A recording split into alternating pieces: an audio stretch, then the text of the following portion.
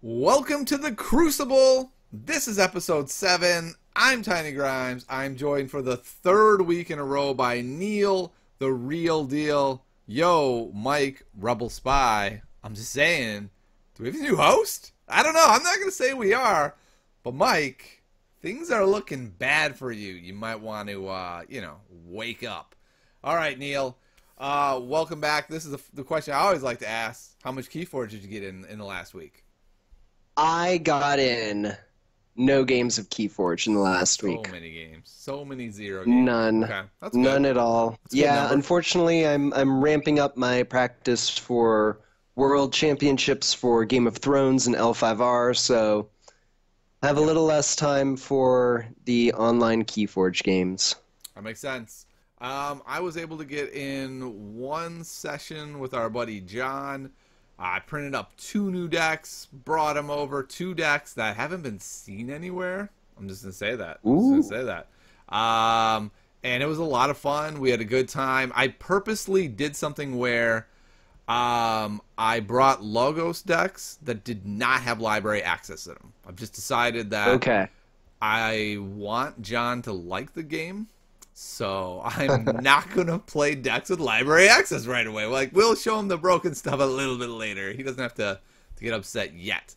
So that was a lot of fun. One thing I did realize with this game, Neil, is I'm kind of the guy that's known as printing a lot of proxies. Not because I don't own the cards, but because I misplaced the cards. And if you print a deck, it costs me like $3 a deck to print. The decks only cost $10. Like, proxying decks is the worst thing ever, and it feels even worse to be printing these decks because I'm like, these are not real decks, and I spent money and time making them, and they're gonna be worthless soon. So, I don't know. Yeah. I thought that was an interesting revelation I had. Yeah, I'm definitely used to proxies in other games because you need more copies of commonly used cards to build multiple decks, or like you said, you misplace them, or just haven't sorted your cards in a long time and don't want to bother finding it. But with this, yeah, proxies aren't really a thing, except for, I guess, you can try out someone else's deck. But yeah, it's interesting. I'd say the only time I'm going to proxy is I have a tier on my Patreon page. It's like, I'll take a look at your deck. And I think I might offer like a super deep tier where I'll actually print out your deck and play it as well. Like, I'll play it 5 times and give you, my feedback that way. Maybe I'll end up printing proxies that way. But yeah, I'm actually really looking forward, Neil, to not have to have arts and crafts be a part of my gameplay. I'm just looking forward to that. I got to be honest. I don't love the cutting of the paper part of making proxies. No, it's not the fun part of the hobby the way that painting miniatures is or something. Yeah, sure, I guess. I have Imperial Assault. All my dudes are gray. So, yeah. What that means is I didn't paint any of them. Which makes it way worse, by the way, when you're like, it's Darth Vader against Luke. 2 gray figures that you can barely tell what they are. Yeah, it's not quite as fun. Okay, well, I wanted to talk today, to start with, about the big news, the FFG article that came out. I've seen a ton of negativity surrounding this article, and so I want to talk about what it tells us, maybe what it tells us about FFG, what we can glean from this. And I think there's a lot of important things.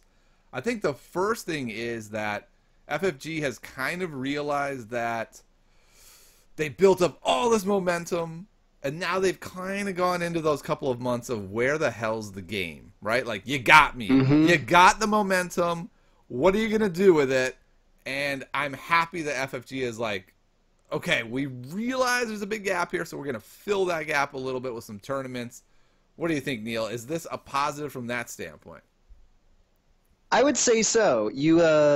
In the past, not just FFG, but many companies I've seen have had big launches at Gen Con, and then it's months until the actual wide release comes out.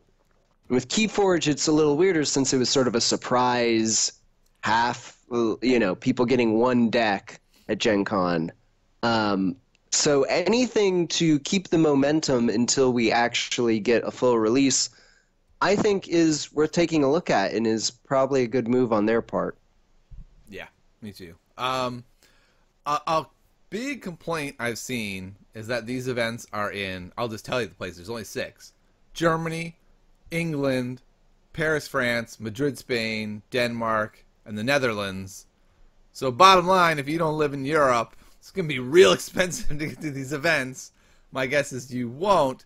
I've seen a lot of people from America, which is where I'm from, basically saying, what the heck, FFG? Why would you do this? It feels wrong to me. What do you think? Do you have any thoughts on having these 6 events be in Europe? That was definitely the thing that caught my attention the most and was the most surprising to me. I'm still not entirely sure how I feel about it. It would have been nice for them to have, 1 or 2 events in the U.S. It's a pretty big place and a pretty big part of their player base. Pretty big market. Can I go one step further and say Los Angeles is sunny and nice and big? Just come on over. I'll host it in my garage.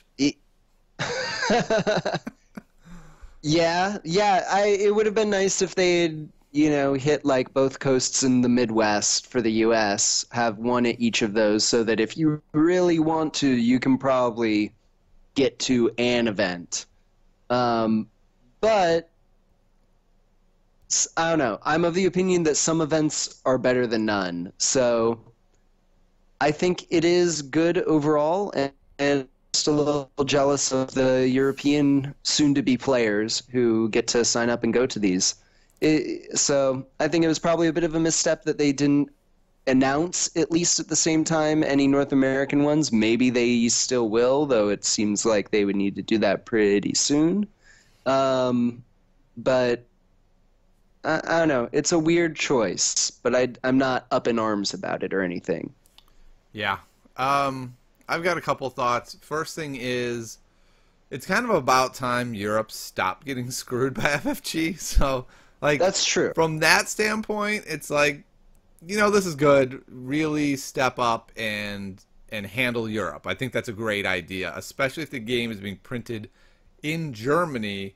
I think it also makes them a lot easier to get this product in a timely fashion. It doesn't surprise me at all that the first event is in Germany, right? So it's like they can just bring the product over. It's a lot easier to get it there.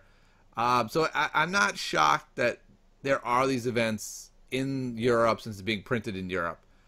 What wouldn't surprise me at all is if this was like the Europe branch of Asmodee that put this out, and that there is going to be the North American branch is just lagging a bit. That wouldn't shock me if they were like, good news, there are also going to be 12 events in the U.S.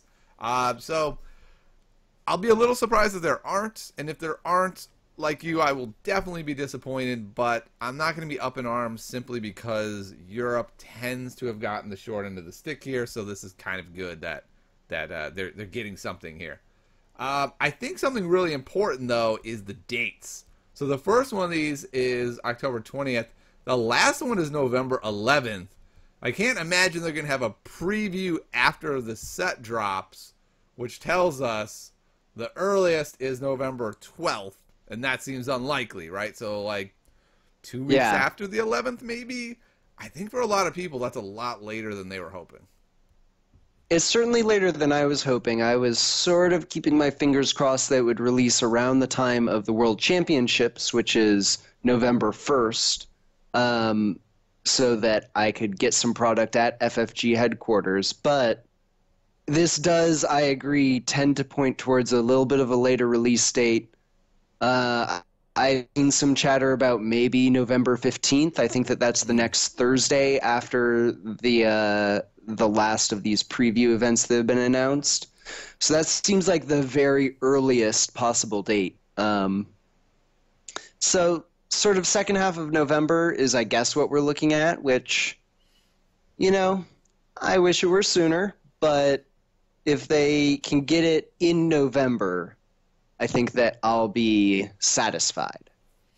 Yeah, I would be really satisfied if it was in September. That seems highly unlikely. Yeah, but I think you're right. I think late November. That's just what we're gonna have to deal with, right? It's just what it is. And yeah. So one of the weird things though is, so like, there's one event per country, and there are 64 player cap on it. That's this is one of the problems FFG has had with these kind of big cool moments, is capping them far lower than the demand, which sets up this hard situation for them where it's like, yes, all this positive PR, we did it, we got this, isn't it awesome? And then all of these angry people like, well, I didn't get to do it, this is a bunch of bull. And it kind of surprises me that FFG keeps sort of like doing this same marketing strategy and not kind of figuring out that this leads oftentimes to more backlash than good. There are only 64 happy people here, and now there are thousands of people in America and probably hundreds of people in each of these areas that didn't get to go. Are you a little surprised that they kind of keep walking into the same backlash? No, especially with a product like this, where it is a very unique new sort of printing process, and it's a preview event, so they might not even have, full stock. It seems like you have to do some sort of player cap, especially on these sort of preview events. It's disappointing that with a game that I feel like has a lot of hype around it, it's so low at 64, but I think it's completely understandable. I couldn't see FFG, having enough product, it seems like at least a month beforehand, to really basically full releases and let as many people as they want in. And if your theory of there being North American events is true, then that's even more events that they have to have all of that stuff printed, shipped, ready to go.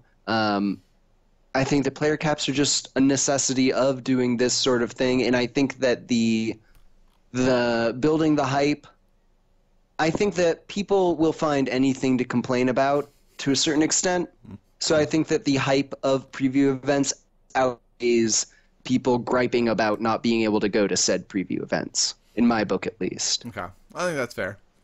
I will say we have a little evidence that they're coming to the U.S. because we have at TwitchCon, right? There's going to be an event in San Jose, California, and I am a Twitch partner, and I got to admit, that is really tempting for me to be like, I'm going to TwitchCon, not to hype my stream in any way, just to play Keyforge. So like all these streamers trying to make connections. Hey, what's your stream? I'm like, shut up, I don't care about my stream. I'm just here to play Keyforge. What's Keyforge? What do you mean, what's Keyforge? Yeah. That would be pretty silly. One thing that is a little weird about it is that it says introductory Keyforge events running all weekend at the event. Yeah. So it's different from the preview events. It seems like it might be more just sort of demos rather than I think so. Being able to actually get your hands on product and really play a competitive space like you would want. Yeah, exactly. And I think I would be wildly disappointed if I went to TwitchCon to play Keyforge and it was like, would you like a demo, sir? You can play 3 turns. Yeah, I think I would be a little miffed about that. Okay. But what I'm really psyched for is that this is being put on by Cascade Games.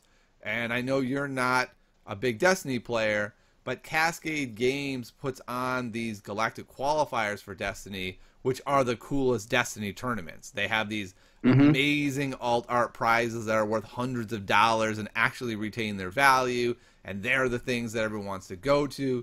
So I'm excited that they're continuing this partnership, and that partnership makes me think we may have North American events coming that haven't been announced yet. Maybe. I do know that, is it through Cascade Games? Does it say that? Yeah. Yep. It says right in the article, more details are available with our partners at CascadeGames.com. Ah, okay. Yeah. That, I think, is specifically, though, for the TwitchCon event, because at least for Legend of the Five Rings, Cascade has been running all of the North American tournaments, same with Destiny, but in Europe, it's been a different company that's been running the OP, at least for L5R. Sure. But it says that it's the same prizes, and prizes come from FFG, so Yeah. ultimately, they've been really stepping up their prizes in the past year and a half for all of their games. So I'm hopeful that Keyforge will follow in that path as well with some really cool prizes. Yep. Me too. Thing that I found interesting about the article, yeah? Yeah, this article's got me excited. I know it's really gotten a lot of negative attention on Facebook and things like that, but when I read the article, I was like, this is all positive. Go Europe. Yeah. That's awesome. And I feel like there's a good chance they're coming to North America. The one last thing that I wanted to mention is that I was excited when they had an entire graphic talking about, like, oh, you'll get to watch, and, you know, hinting that maybe it'll be streamed. And then disappointed when they're like, we're inviting people to please stream this for us. I wish that they were a little more committed to actually, you know, either setting up their own streaming or hiring out people to stream these events, because that would be super cool. Yeah. For everyone to sort of vicariously see all of the crazy plays that are going down. Oh yeah, and I think this is a great moment to mention this, that if you are interested in being a content creator for this game, FFG gives you a lot of room to do that, right? A lot of companies handle a lot of that. FFG just doesn't. And like for Destiny, they don't stream anything but some of the games from Worlds. And so it leaves a lot of room open there. If you want to be someone who goes to these events and puts on streams, like that's something that's available to you. Get your commentary chops going and get on it. I can't wait to see what you've got. Yeah, definitely. The downside is that they also don't support their streamers the way that something like Blizzard does for their games. Yeah. But, yeah, there's a ton of room, and I think probably a ton of interest in people stepping up and doing that. I think that it would be cool if we tried doing that a little bit. All right, so here's what we're going to do, Neil. You fly to Germany. We'll just, you know, get a camera for me so I can see what's happening, and we'll comment. I'm in, Neil. I'm in. I'll get back to you on that one. Okay. All right, fair. Let me know if you want to do it.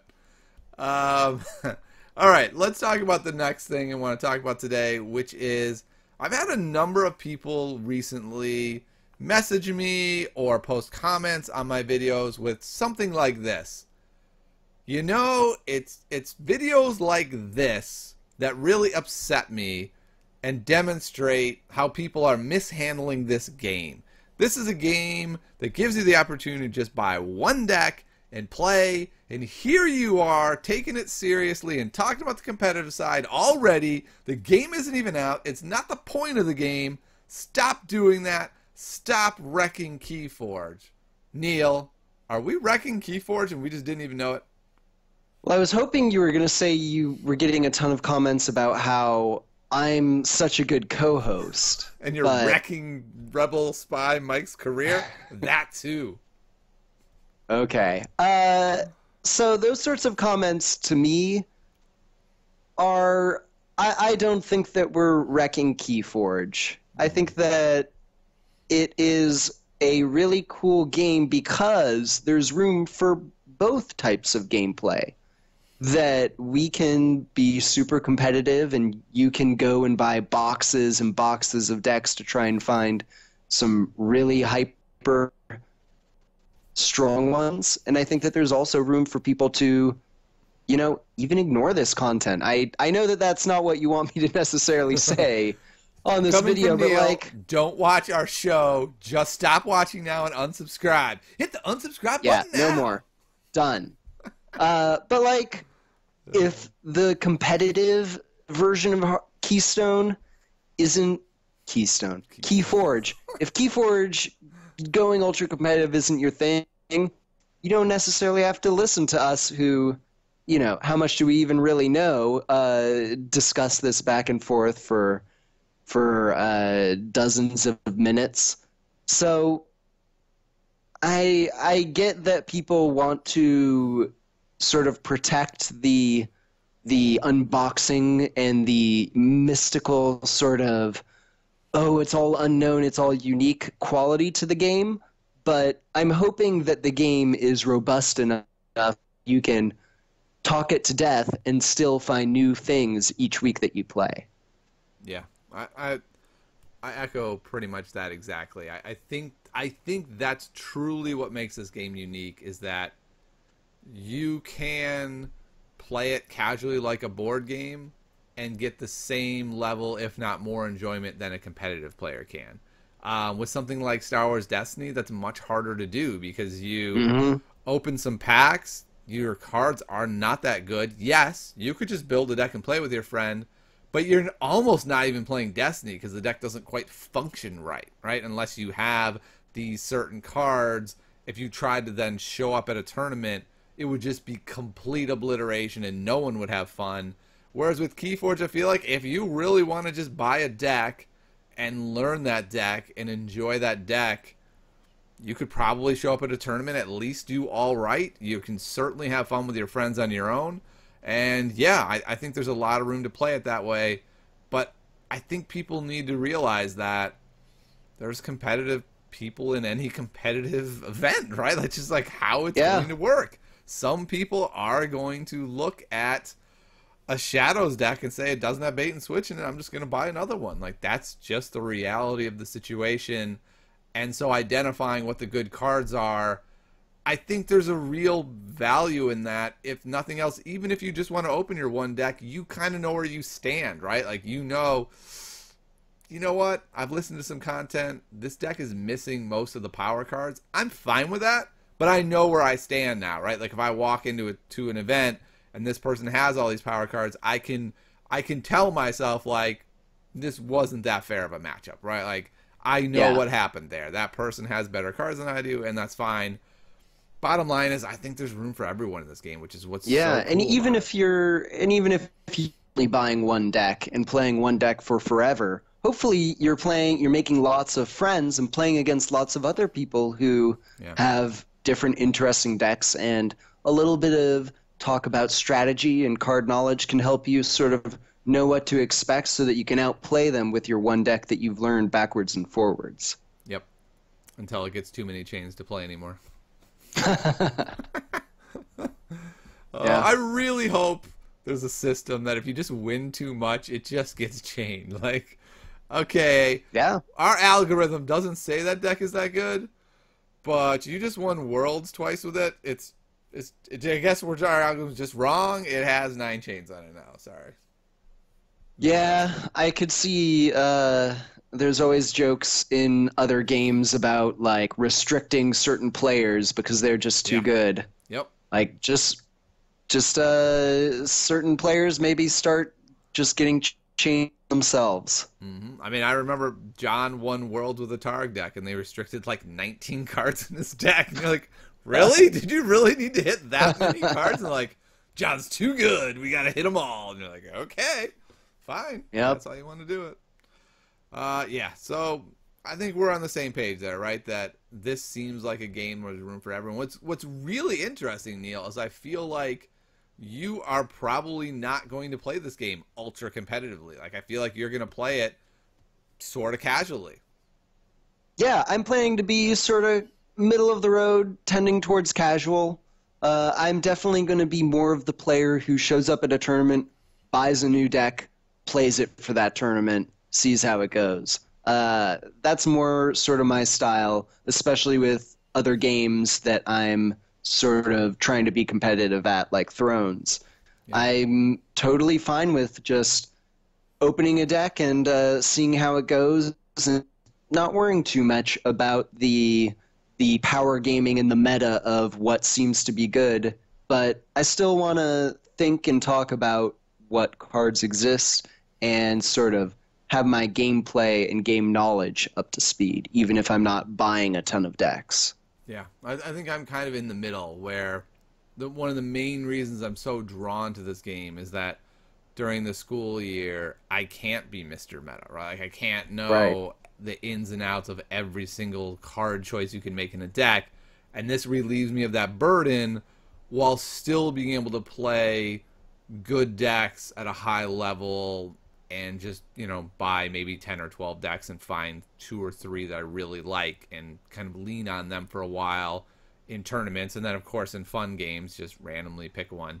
So that, I think that's where I am. So I think it's interesting that while that is a complaint that people have, I don't think either of us are actually going down that path of like, my deck needs to have the following 16 cards to 22 cards. If it doesn't have them, I am buying decks till I get them. I am on deck number 122. I will be buying 123 tomorrow. Like, that is definitely not where I'm looking to be with this game. No, not at all. But like we've said, because there's such a wide range, we want to discuss all the aspects of the game, including that. Yeah, and to me, it's just fun to talk about what are the best cards and what's the deck I'd like to have. It does not mean I'm going to buy a million decks till I get there. But I can still dream of the perfect deck with 17 library accesses. Actually, that would be illegal and probably not that great. Well, they have some cards that are out of faction. Oh, that's right. But, oh, man, some Mavericks of a card that's already in your deck. Whew. Yeah. That would be an interesting deck. Okay, well, let's move on from that. So I want to close out this episode because we didn't talk a lot about actual cards. Neil and I have each identified 2 cards that we want to talk about this week as being strong. Oh, wait, Neil. Before we do that, we had a quick discussion about something. I just want to say, FFG, you're liars. I'm just saying it now. FFG, like most companies, when they make card games, they go like this. The rares are just about complexity. They're not that powerful. Don't worry. Liar, they are powerful. Now, I will agree, you're right. The commons are really strong in this game. I'm not saying they're not. But it is the rare that I've seen and went, that's not good. Usually it's like, oh my God. Please tell me that's a rare. And you're like, oh, it is. Don't worry. I'm like, okay. Whew. Because if that wasn't a rare, like, that happens to be most of the cards. Do you agree with that sentiment, Neil? I completely agree. And in a lot of card games, I've often find it's the more complex cards that are usually more powerful. It's sort of, I feel like it's part and parcel. It's just a little bit too intertwined to design that out of rare cards. If they're complex, there's probably going to be some ways that they can break the game in pretty crazy ways. So, the rares that I've seen, I haven't even looked at the card pool super closely, every single card, every single rare, but from what I've seen, they're very strong. Okay. And to be honest, I think that's good. Like, you don't want to open your deck and have it have 2 rares and they're terrible, and then your buddy opens up a deck with 2 rares and they're awesome, and you're just like, what? Why they get all the bad rares? So it's not a bad thing, but I'm just saying, you're liars, your pants are on fire, the rares are awesome. Okay, we can move on now. Okay. Neil, what is the first card you want to talk about this week? The first card I want to talk about is a rare. It's from one of the factions that I really enjoy. It's from Broadnor. It's a card, it's a creature named Kalifa Dragon. It's got pretty awesome art of a dragon in armor. It has 12 strength. It is a dragon. It has the text, Kalifa Dragon cannot be played unless you have 7 amber or more. And it has the ability, when you fight or reap with it, you gain 1 amber and deal 5 damage to a creature. Whew. Whew. That is quite a big monster of a creature, which I love. Yeah, that card is one you normally discard, Neil. I agree, Neil. If you live in magical Christmas land and you're able to get 7 regularly with the deck, like, you can't just have it be like, there was this one turn that I had 5 and then I got 3 more and I could have played it but I didn't draw it, and then the whole rest of the game it's dead. That's a really hard card to get out. But I can see it being good in certain decks, right? Like if you can, Yeah. I don't know, like you can get a turn with loot the bodies, where you can get a whole pile and do it there. It just feels like a Neil card to me. Like it's a combo card. There's a high ceiling, but it's situational. And for me, I hate those kind of cards because I feel like there's plenty of cards that are not quite as good as that card, but are still good. And I don't have to have like the perfect setup to be able to play it. I just play it. But he is good. I agree with that. It's very strong, and I like that Broadnor has a few tricks where you can be able to ready this and fight immediately, so you're getting the benefit on the turn that you play it. I think is going to be a key to using it well, and I think that it will be doable as people get better at the game and learn the rhythm. And if you have a deck that has any archiving, then you can archive it and sort of set up a turn where you will get the amber and you can play it. So I agree. It's probably not the strongest card, but I think it's super awesome, and I would be very excited to have it in one of my decks. All right. I just want to remind the listeners, if you have 6 at the beginning of your turn, you have to forge a key, right? So it can't be a scenario where you go like, ooh, I have them in my hand.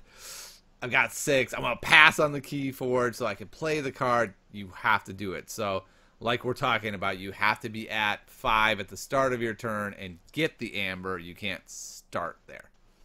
So, yep, it's tough. I had it in one deck that I played. It's on a deck on TTS. And I think I played the deck twice. I was not able to ever get that card out. But then again, I didn't hold it a long time, Neil. I was kind of like, I can't play him now. I don't see myself being able to play him next turn. Poof, he's gone. I want cards in my hand. So, it's interesting. My first card is... Yeah, tell me about your card. Skippy Time Hog. From a real faction, Logos. We just learned about this card, I think, today. It is a creature. It only has 1 strength. That's fine. Playability. Your opponent cannot use any cards next turn. That is insane. They can still play them. They can still discard them. They just can't use their cards that they have. You cannot use any cards. Yeah. But it's still pretty limiting. That's like reaping, attacking, using abilities. So it's like a really strong Fogify on a body. And this is going to shock you, Neil. This really extraordinarily good card is a rare. Liar, liar, pants on fire. Yeah, that's a very, very strong card. Especially if you can put yourself in a position where you're going to be forging a key next turn or something. Yeah. It really just gives you such a window of opportunity. Yeah, I'm real happy that's a rare, by the way. I would not want to face a deck with definitely. Would not be fun. No way. All right, what's your next card, Neil? My next card is from my absolute favorite faction.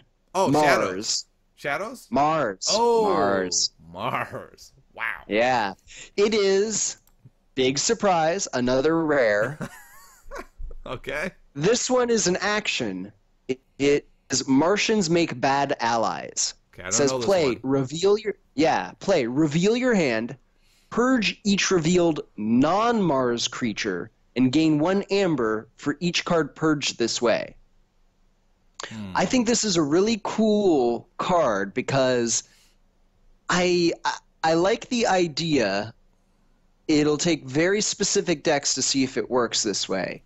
But I like the idea that if you draw this early and your opponent isn't putting on much pressure, you could try and just purge 5 cards from your hand, thin your deck down, so that if the game goes long enough and you're drawing enough, you're drawing more Mars cards, getting more of these benefits from having lots of Mars stuff. And it gets you amber, which is always nice to have ways to get big bursts of amber. Yeah, like a lot of Mars power cards, it feels highly situational with this massive ceiling. Because I'm envisioning another scenario where it's a Mars Logos deck. You've archived like 8 cards. The start of your turn, you're like, I will take my archives. I will purge 9 creatures, 9 That's even amber, better. and I win. That's even better. Yeah, I love that. That feels like a card you would love, and I look at and go, "This is like a C minus." Like I can't even see this being good. All right, I my think last card that's of the going to day be is going to really be cool and hilarious. a Dis uncommon, the Stealer of Souls. He is 6 strength, so he's pretty strong. After Yeah. an enemy creature is destroyed, fighting Stealer of Souls, purge that creature, gain an amber. So this seems pretty strong to me. It's got a big enough body where, especially if you can combo it, I'm going to say something you'll not hear me say often. You can combo it with Broadnor and go like stand and fight, do it like 3 times in a turn. What I have noticed is that purging creatures can be devastating. If you have Oh, a yeah. control deck, and Dis oftentimes will have a control deck, especially those little shadows guys, like the Urchin that just comes in and steals one. If you can purge those out of the deck, in a long game, they've lost a lot of their firepower and bodies, and in that second time through, suddenly their deck is decimated.